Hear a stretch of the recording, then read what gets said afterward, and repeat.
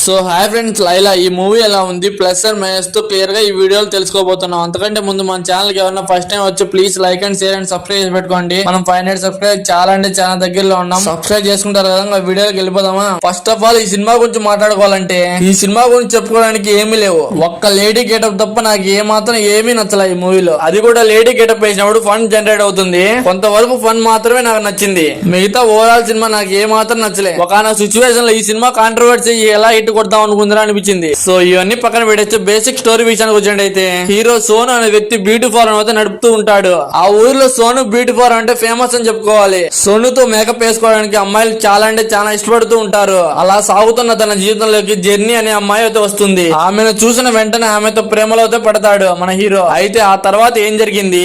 Main గా hero lady getup ఎందుకు వేసాడు? ఆ లేడీ గెటప్ కొద్ది మామూలు సిచ్యువేషన్ కి వస్తాడా లేదా? ఈ మధ్యలో జరిగే సిచ్యువేషన్ అలాంటివి ఇవన్నీ హీరో ఎలా ఫేస్ చేస్తాడు?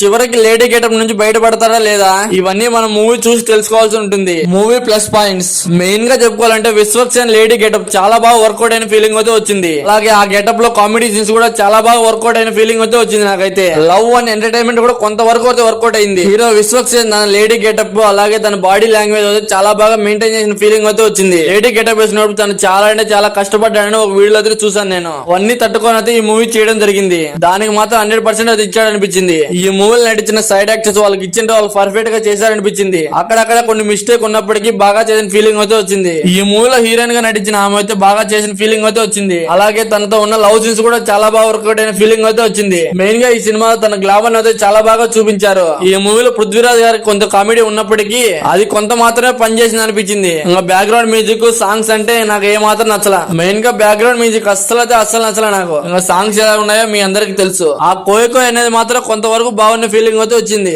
మైనస్ పాయింట్స్ ఈ సినిమా గురించి మైనస్ పాయింట్ చెప్పుకోవాలంటే మూవీలో ప్లస్ పాయింట్ కన్నా మైనస్ పాయింట్లు ఎక్కువ చెప్పుకోవాలి. ఈ మూవీలో మెయిన్ గా చెప్పుకోవాలంటే స్క్రీన్ ప్లే మాత్రం ఏ మాత్రం నచ్చల నాకైతే. అలాగే స్టోరీ కూడా అంత బాగుందని చెప్పుకోలేము. మెయిన్ గా హీరో లేడీ గెటప్ వేసినప్పుడు దానికి తగ్గట్టు స్టోరీ రాసింటే ఇంకా చాలా బాగా ఎలివేట్ అయ్యేదనిపించింది నాకైతే. సెకండ్ హాఫ్ లో ఫన్ కొంతవరకు ఉన్నప్పటికీ అది ఫస్ట్ హాఫ్ లో లేదని ఫీలింగ్ అయితే వచ్చింది. హీరో హీరోయిన్ మధ్య జరిగే సన్నివేశాలను కొంచెం డెవలప్ చేసింటే బాగుండని ఫీలింగ్ అయితే వచ్చింది. హీరో లేడీ గెటప్ లో వచ్చినప్పుడు దానికి తగ్గట్టు స్టోరీ రాసుకుంటే బాగుండు అనిపించింది. ఈ మూవీలో మరి ఎక్కువ బోల్డ్ సీన్స్ అయితే ఉంటాయి. అవి ఆడియన్స్ ని అట్రాక్ట్ చేసాక నాకైతే అర్థం కాలేదు. ఓవరాల్ గా నాకైతే ఈ మూవీ ఏ మాత్రం నచ్చలా. ఈ మూవీ రిలీజ్ అవ్వక ముందు కొన్ని కాంట్రవర్సీలు జరుగుతూ ఉన్నాయి కదా. ఎన్ని కాంట్రవర్సీ జరిగినా సినిమా బాగుంటే సినిమా ఎక్కడైనా గెలుస్తుందైతే నమ్మకం అయితే నాకు ఉండింది. నాకు ఈ సినిమా చూసాక కావాలనే కాంట్రవర్సీ అయితే క్రియేట్ చేశారు అనిపించింది. సినిమాపై ఎంతో కొంత హైప్ అయితే పెరుగుతుందంటే ఊహించారేమో. అది మూవీకి ఏ మాత్రం ఇంపాక్ట్ అయితే చూపించలేదు. సో నేను ఈ రోజు మూవీ రివ్యూ లేట్ గా ఇవ్వడం జరిగింది. సో మీరందరూ అర్థం చేసుకున్నారని మనస్ఫూర్తిగా కోరుకుంటున్నాను. మన ఛానల్ కావాలన్నా first time please like and share and subscribe పెట్టుకోండి. మనం 500 సబ్స్క్రైబ్ చాలా అంటే చాలా దగ్గర